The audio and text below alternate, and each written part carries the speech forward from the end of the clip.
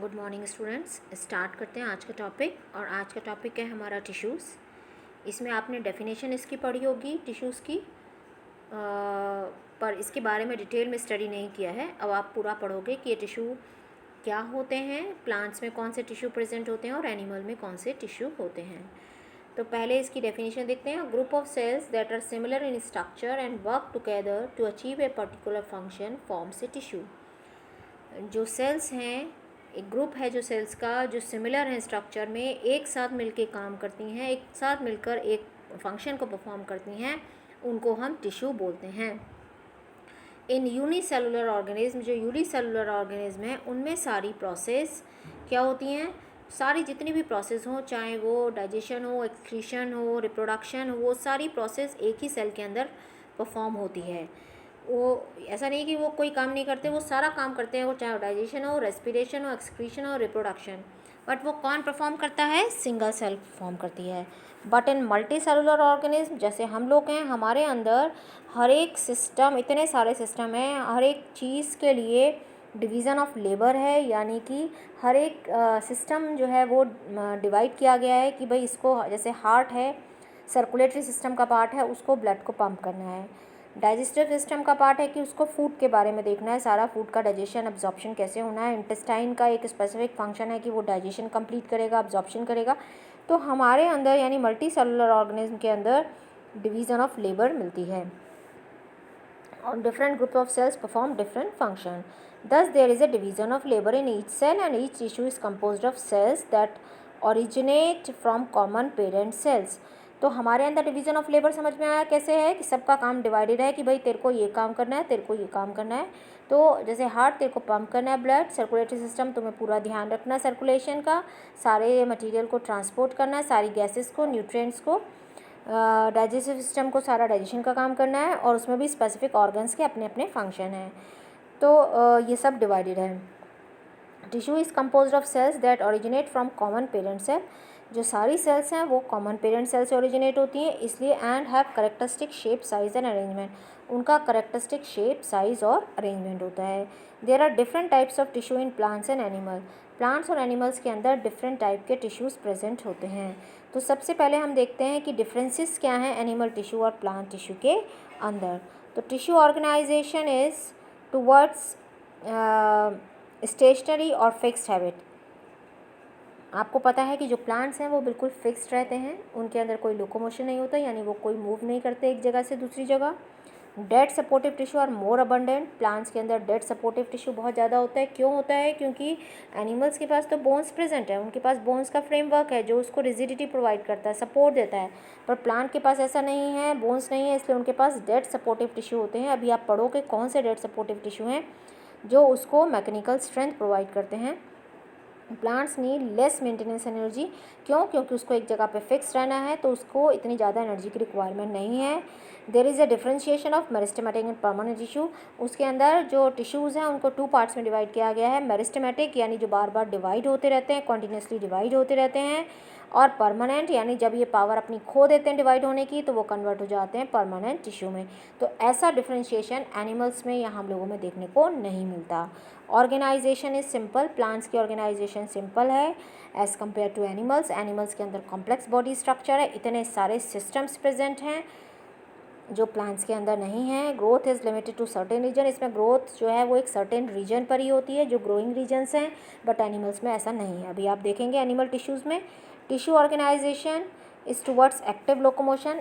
Animals के अंदर क्या होता है भाई? लोकोमोशन होता है, एक्टिव है वो, इसलिए ज़्यादातर पार्ट क्योंकि वो मूव कर रहे हैं, लोकोमोशन हो रहा है, तो लिविंग टिश्यू होंगे, उनकी एनर्जी रिक्वायरमेंट्स भी बहुत ज़्यादा होगी क्योंकि वो जब मूव कर रहे हैं तो उनको एनर्जी भी ज़्यादा चाहिए। सच डिफ्रेंशिएशन इज एब्सेंट। कौन सा डिफ्रेंशिएशन? मेरिस्टेमेटिक और परमानेंट वाला। ऐसा कोई डिफ्रेंशिएशन नहीं है एनिमल टिश्यू में। ऑर्गेनाइजेशन कॉम्प्लेक्स है, आपको पता है इतने सारे सिस्टम्स हैं, circulatory system, digestive system, excretory system, respiratory system, तो ऐसे कोई सिस्टम उसके अंदर प्रेजेंट नहीं है। Growth is not limited to a region in animal. ऐसा नहीं है कि एक ही जगह की ग्रोथ होगी, तो ऐसा होता तो एक हाथ बहुत लंबा हो जाता है, एक पैर बहुत लंबा हो जाता है, नहीं, ऐसा नहीं होता कि पर्टिकुलर रीजन में ही हो, जैसा कि प्लांट्स के अंदर होता है। अब आते हैं हम प्लांट टिश्यूज़। तो प्लांट टिश्यू जैसे मैंने अभी आपको बताया उसको 2 पार्ट्स में हम डिवाइड करते हैं, मेरिस्टेमेटिक एंड परमानेंट। तो मेरिस्टेमेटिक कौन से हैं? मेरिस्टेमेटिक वो टिश्यू हैं जो कॉन्टिन्यूसली डिवाइड होते रहते हैं, वो कहलाते हैं मेरिस्टेमेटिक टिश्यू। और इसको इसके ओरिजिन के बेसिस पर अगर हम डिवाइड करें, ओरिजिन के बेसिस पर, तो ये दो होते हैं, एक प्राइमरी और एक secondary. Primary and secondary. Primary में आप दो पढ़ोगे, प्राइमरी में दो पढ़ोगे, एक एपिकल और एक इंटरकैलरी। सेकेंडरी में एक पढ़ोगे लेटरल, ठीक है।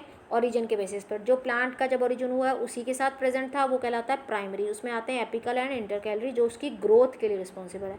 लेटरल जो बाद में ग्रो करते हैं, यानी उसको विड्थ वाइज बढ़ाते हैं, वो आते हैं सेकेंडरी में।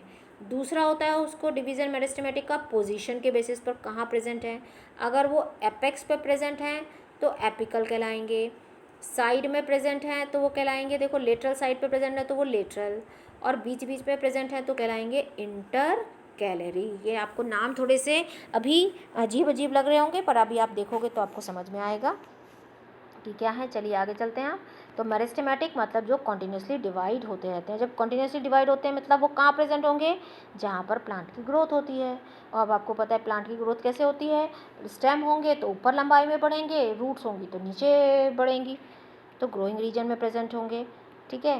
तो चलिए, तो मेरिस्टेमेटिक टिश्यू और growth tissue and found in those region of the plants that grow, for example the root tip, shoot tip and cambium. Cambium lateral meristem जो उसको गर्थ वाइज यानी थिकनेस यानी विड्थ यानी डायमीटर में बढ़ाता है।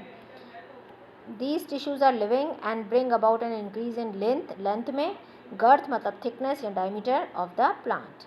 According to their position in plant meristems are apical, lateral and intercalary. मैंने अभी आपको बताया था कि पोजीशन के बेसिस पर हम उनको 3 पार्ट्स में डिवाइड करते हैं। एपिकल जो बिल्कुल टिप पे प्रेजेंट हो, लेटरल जो उसके लेटरल साइड पर प्रेजेंट हो, और इंटरकैलरी जो बीच बीच में प्रेजेंट होता है परमानेंट टिश्यू के, या नोट के एक दो आइदर साइड में प्रेजेंट हो। मैं भी आपको बताऊंगी, इसको आने दीजिए। करेक्टरिस्टिक ऑफ, पहले हम मेरिस्टेमेटिक टिश्यू के करेक्टरिस्टिक फीचर पढ़ लें, उसके बाद मैं आपको ये समझाऊंगी डायग्राम से सारे मेरिस्टेम के बारे में। The cells of meristematic tissue are similar in structure and have thin cellulose cell wall. सारी सेल्स एक जैसी होती हैं, सिमिलर होती हैं, थिन सेलुलोज सेल वॉल होती है। थिन सेलुलोज सेल वॉल का मतलब क्यों है, यहाँ पर आपको रटना नहीं है, समझना है।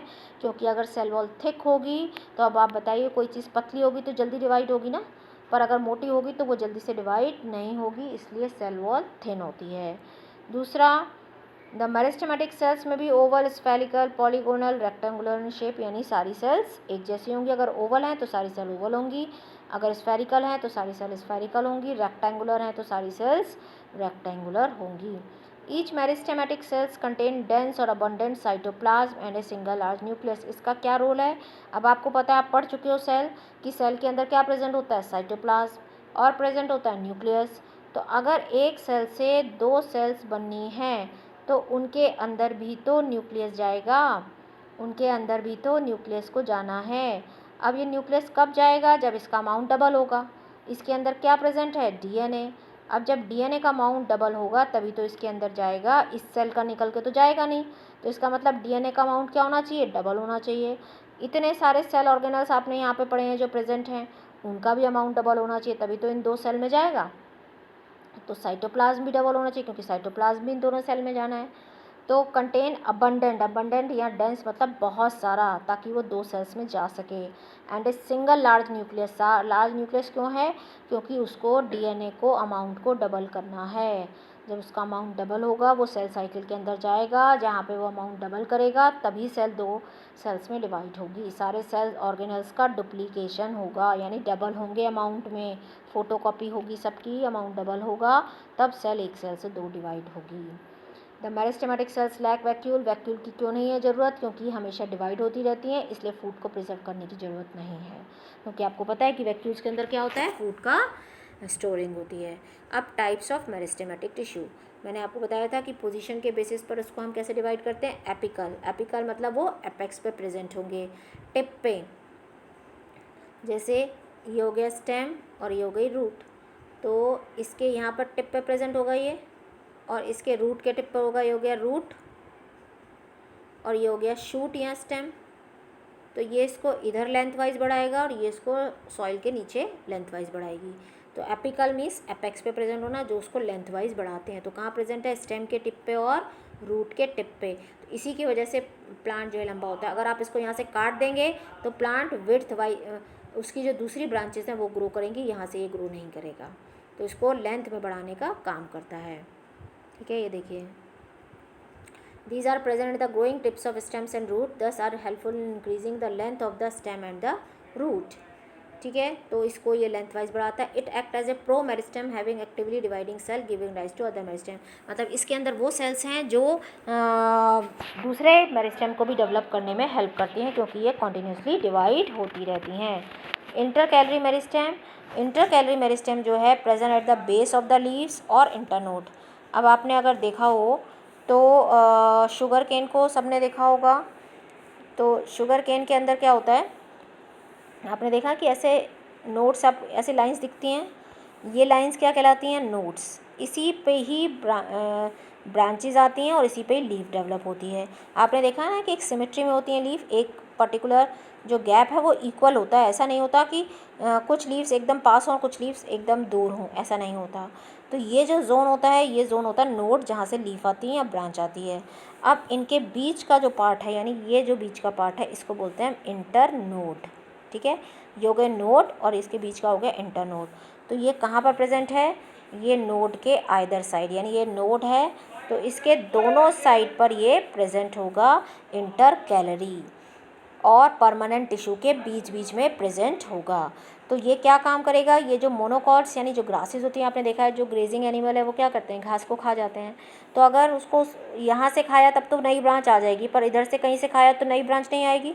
तो इंटर कैलरी मेरिस्टेम उसको ब्रांच को ग्रो करने में हेल्प करता है, इसलिए वहाँ पे वापस से नई जो उसकी लीफ है वो आ जाती है, क्योंकि इंटर कैलरी मेरिस्टेम प्रेजेंट है, लीफ के बेस पर ये प्रेजेंट है, और नोड के आइदर साइड यानी नोड के दोनों तरफ यानी इंटरनोडल जोन में ये प्रेजेंट है।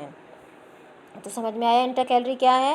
At the base of the leaves और internodes on either side of the node of the twig, it help in longitudinal growth of the plant.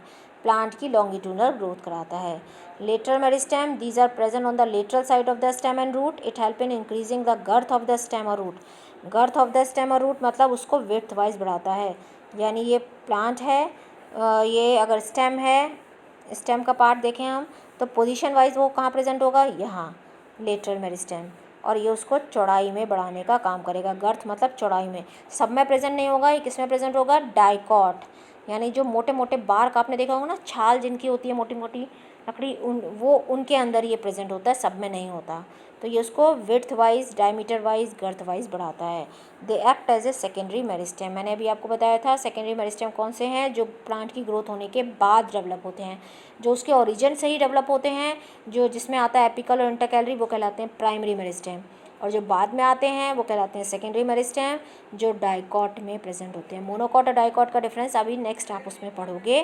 तो ये बात क्लियर हो गई आपको कि लेटरल मेरिस्टेम कहाँ पे प्रेजेंट है? जो मोटे मोटे जिनके बार्क होते हैं, जिनकी लेटरल ग्रोथ होती है वहाँ पर। जहाँ पर पतले स्टेम्स होते हैं, जहाँ मोनोकॉट्स हैं, उनके अंदर सेकेंडरी ग्रोथ नहीं होती, वहाँ पर कैम्बियम प्रेजेंट नहीं होता। ठीक है, तो ये है, देखिए डायग्राम में एपिकल मेरिस्टेम यहाँ प्रेजेंट है। ये देखिए, ये एपिकल मेरिस्टेम हो गया, ये इंटरकैलरी नोडल जोन है, ये नोडल जोन के अदर साइड पर प्रेजेंट है। ठीक है, और ये देखिए लेटरल मेरिस्टेम, ये लेटरल मेरिस्टेम है जो उसको विड्थ वाइज बढ़ाएगा। ये एपिकल मेरिस्टेम उसको लेंथ वाइज बढ़ाएगा। Intercalary either side of the node है, जो उसको जो है लीफ के बेस पर, यानी जो अगर कोई ग्रासेस जो ग्रेजिंग एनिमल है ग्रासेस को खा लेते हैं तो वहाँ से उसकी लीफ को डेवलप करने में हेल्प करेगा। सो आपको ये समझ में आ गए होंगे। नया टॉपिक है, आप एक बार इसको दोबारा से पढ़िए। ठीक है, so thank you, thanks for watching.